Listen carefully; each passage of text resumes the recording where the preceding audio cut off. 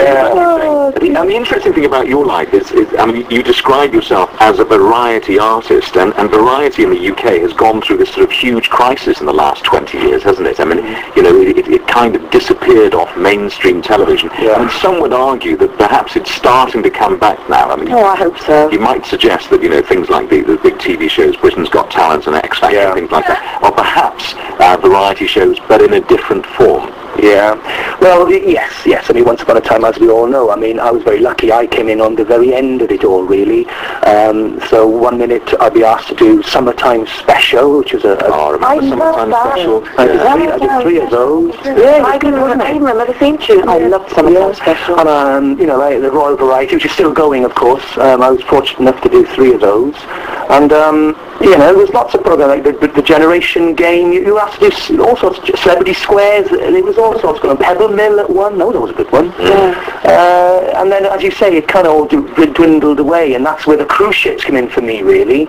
So rather than just knocking about thinking, well, what are we going to do next? You know, I kind of went into what would become the new style, summer season. The Blackpools stopped. I mean, I was very lucky to be at the end of that as well, you see. The Callan Ball show was massive, and we'd start in May and finish in November. And that's a good long gig. And then Dan LaRue, did his show for a whole year. When sadly missed. Great guy, what a pro.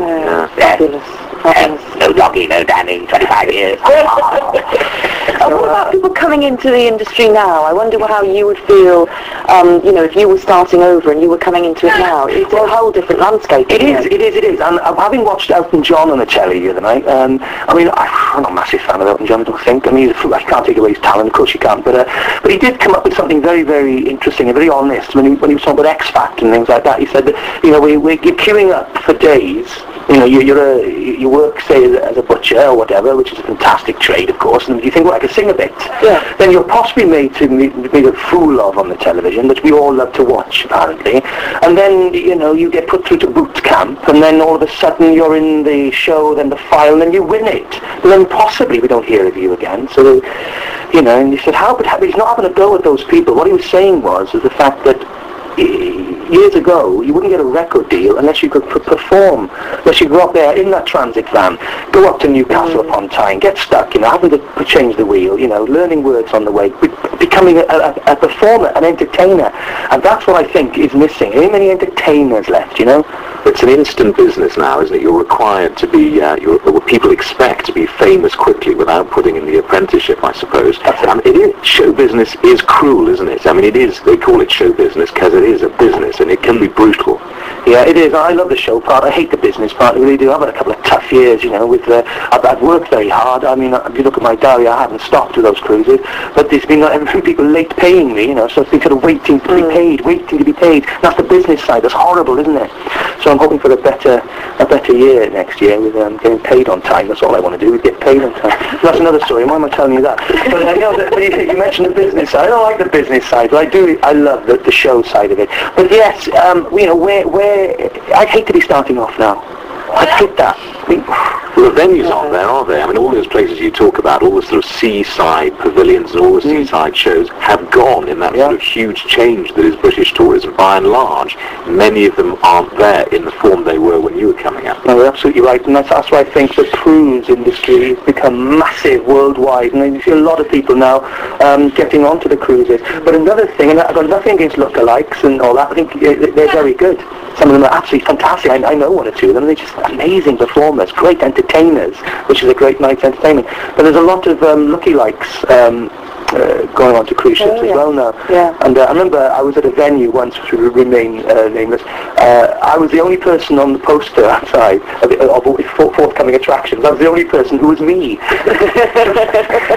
Cher was on there, Tom Jones was on there. Mike Doyle in the middle of all that. It's quite funny. So your eldest son, did you say Tom? Thomas, yes. Thomas has followed you into this business. I wonder what you feel about your youngest son, isn't it? Well, Sam, yeah, and showing great promise, I have to say. He's got a little singing voice, yes. He leads the singing in the nursery in Lalliston there. He does very well indeed. And last Nativity, he couldn't make this one because he was poorly, but last Nativity, the funniest part was they're all singing Away in a Manger and all the beautiful Christmas carols that you would have in a Nativity. And when it finished, he went up to the vicar and pulled his cassock, or whatever you call it, and he said, right then, wheels on the bus now. So he just started, and he was there clapping his hands. Come on, wheels on the bus.